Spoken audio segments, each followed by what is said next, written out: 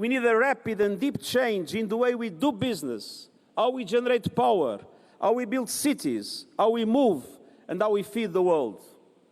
If we don't urgently change our way of life, we jeopardize life itself.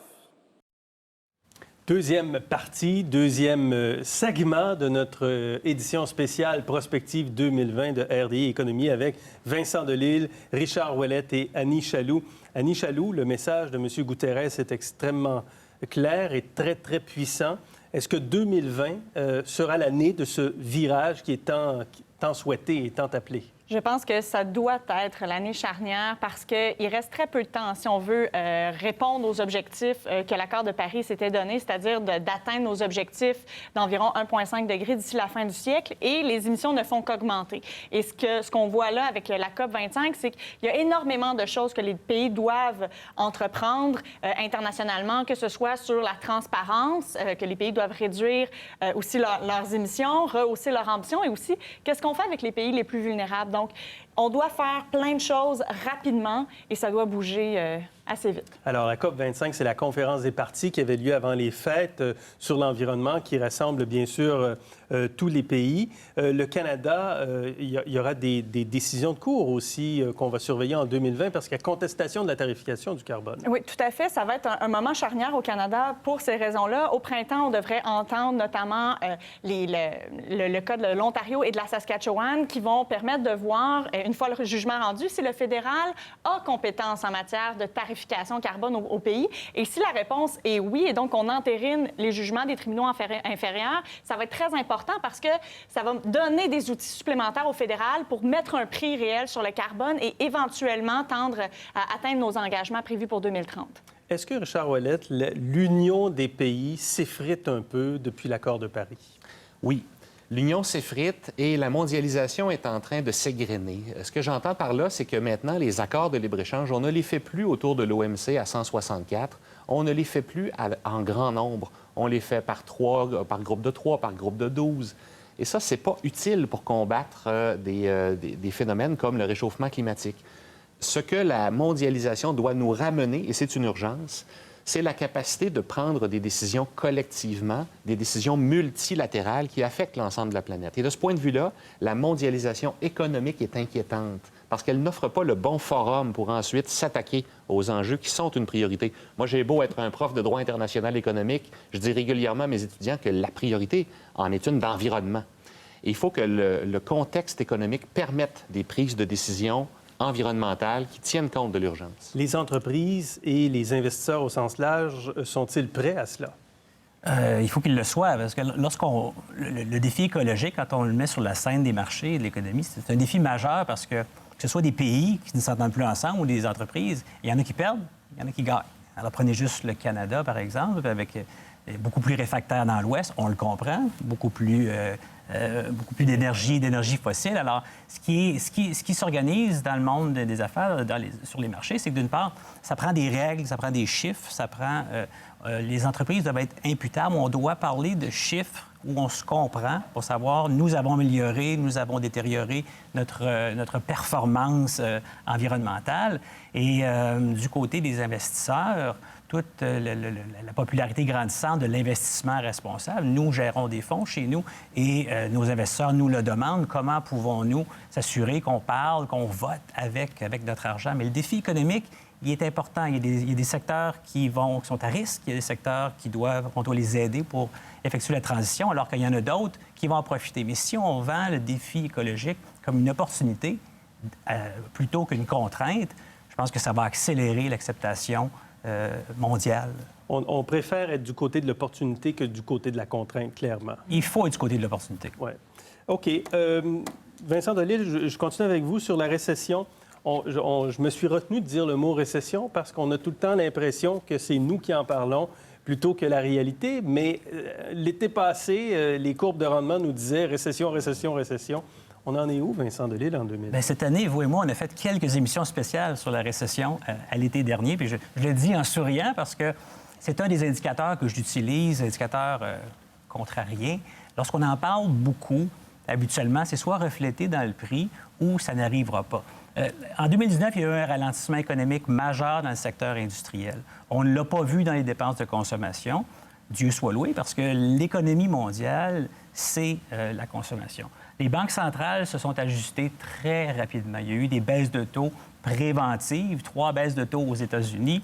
Les gouvernements, le Japon a récemment annoncé des mesures de stimuli fiscaux. Ça fait longtemps que le Japon n'a pas investi dans son économie. Alors, je pense qu'on en a fait juste assez pour éviter que la douleur dans le secteur industriel se répande du côté des dépenses de consommation. Donc, peu de risques de récession en 2020. On pense que l'économie, la visibilité de l'économie mondiale devrait s'améliorer en deuxième moitié l'année prochaine. La visibilité est bonne, comme diraient les gens de Transport Québec. OK, très bien. S'il y a eu quelqu'un qui a été occupé en 2019, c'est Guy Cormier, le PDG de Desjardins. On a rapidement constaté qu'un employé du mouvement Desjardins a agi de façon illégale en trahissant la confiance de Desjardins. Est-ce que nos données... est-ce qu'on vient de se réveiller sur la protection de nos données? C'est sûr que cet événement-là a été un réveil important.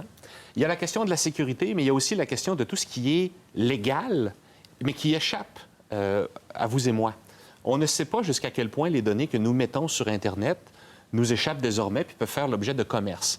Or, on va au-devant d'un vaste choc. L'Union européenne, en termes de relations internationales, l'Union européenne a adopté un modèle extrêmement protecteur du consommateur notamment et du citoyen en général. Et en Amérique du Nord, nous sommes un peu encore à la traîne et on n'a pas beaucoup de règles qui protègent tellement le citoyen qui met ses données sur Facebook, sur Instagram ou je ne sais trop quelle plateforme. Et il va falloir à un moment donné qu'on réussisse à faire une certaine harmonisation. Par exemple, ce droit à l'oubli, les Européens s'imaginent qu'ils ont un droit à l'oubli. Alors, quand on retire des données sur Internet, nous sommes désormais protégés. Bien, ce droit à l'oubli, il vaut sur le territoire européen. Alors, dans une société complètement virtuelle, complètement informatique et numérique, ce droit à l'oubli ne vaut pas grand-chose ici en Amérique du Nord. Il va falloir qu'on arrive à mieux et dans un avenir approché. Oui, c'est quand même fascinant parce que dans les dernières années, on a eu Facebook, puis chez nous, au Québec, on a eu Desjardins, bien sûr, avec ce qui s'est passé. 2 types de données un peu différents, mais des données quand même, des éléments d'identification qui nous appartiennent et qui peuvent circuler énormément. On va terminer l'émission sur vos suggestions de livres. À chaque année, on vous suggère des lectures intéressantes de la part de nos experts invités. On va commencer tout de suite avec Annie Chaloux, qui veut nous parler d'Hydro-Québec. Oui, un très beau livre qui est paru cette année, qui est pour célébrer le 75e anniversaire d'Hydro-Québec. C'est donc 2 chroniqueurs qui ont écrit cet ouvrage-là. Puis c'est un ouvrage qui fait du bien, qui nous rappelle un peu que on peut être fier aussi au Québec d'avoir une telle société d'État. On est parti de très loin. Sur le plan économique, ça nous a permis de grandir énormément comme société. Et que cette société d'État-là, bien, elle est aussi un pilier qu'on peut utiliser pour les politiques environnementales de l'avenir, que ce soit pour l'exportation d'énergie, etc. Et donc, on a un outil, on a un instrument au Québec qui est très prometteur si on veut amorcer une transition énergétique. Et cet ouvrage-là fait du bien, nous fait pas juste vivre un cynisme par rapport à la société d'État ou par rapport à l'interventionnisme économique de notre État. Donc, ça fait vraiment du bien et je le recommande fortement.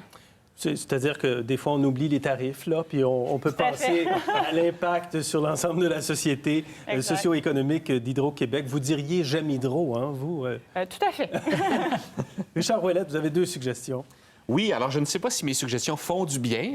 En tout cas, elles bousculent un peu les idées. Un premier livre que j'ai ici, La fin du leadership américain, c'est l'État du monde 2020. C'est sous la direction de Bertrand Badi, qui est un immense politologue que tout le monde connaît. Dans cet ouvrage-là, on essaie de voir dans quelle mesure les Américains ont été les leaders de la mondialisation et renoncent aujourd'hui à ce rôle. Et on tente de voir quels sont les impacts de ce renoncement des Américains. Parfait. Vers quoi va-t-on? Oui. Un deuxième ouvrage qui, lui, a été écrit par Danny Roderick, qui s'intitule « La mondialisation sur la sellette ». Plaidoyer pour une économie saine, c'est le sous-titre. Dans cet ouvrage-là, Danny Roderick, qui est un économiste, je dirais, de centre-gauche, critique vertement la mondialisation, mais en même temps ne prône pas du tout un retour au protectionnisme. Il prône plutôt un retour vers une mondialisation plus équilibrée, où les États gardent la capacité de prendre des politiques publiques fortes au plan social, au plan environnemental. Donc, il est un peu à mi-chemin entre les deux extrêmes que l'on voit trop souvent aujourd'hui dans le discours public. Vincent Delisle, votre proposition? Mon livre s'appelle « Une brève histoire de l'avenir » de Jacques Attali. Alors, c'est un livre qui a fait une réflexion sur l'avenir du monde via le spectre socio-économique. La vision de l'avenir de l'auteur est intéressante. Moi, ce que j'ai trouvé beaucoup plus enrichissant, c'est qu'on fait un retour en arrière jusqu'au Moyen Âge. On passe à travers les principaux centres économiques mondiaux. On appelle ça les 7 cœurs économiques. Alors, on part de l'Italie, Amsterdam, Anvers, on va à Londres, on traverse l'Atlantique. Et ce qui est intéressant, c'est de voir que ce qui a fait en sorte qu'il y a eu ces pôles économiques-là à travers les années, à travers les siècles, c'est des richesses, ressources naturelles, une main-d'œuvre, la nouvelle technologie. Alors, plus ça change, plus c'est pareil. C'est ça, et exactement. c'est très intéressant avec la guerre que se livrent actuellement les Américains et la Chine, où le pôle s'en va des États-Unis probablement vers l'Asie, vers la Chine. Merci beaucoup. Très intéressant. Vincent Delisle, Richard Ouellette et Annie Chaloux, merci beaucoup d'avoir participé à cette émission. Merci bien. Les suggestions de livres, je vous le mentionne tout de suite, sont sur notre page Facebook. D'ailleurs, tous nos contenus sont disponibles sur facebook.com/RDI Économie. On se retrouve sur Twitter, sur YouTube et sur radiocanada.ca/RDI Économie. C'est ce qui met fin à cette édition spéciale de RDI Économie. J'espère que vous avez apprécié. Je vous souhaite une bonne année. Bonne année à vous aussi, d'ailleurs. Merci bien et à l'an prochain.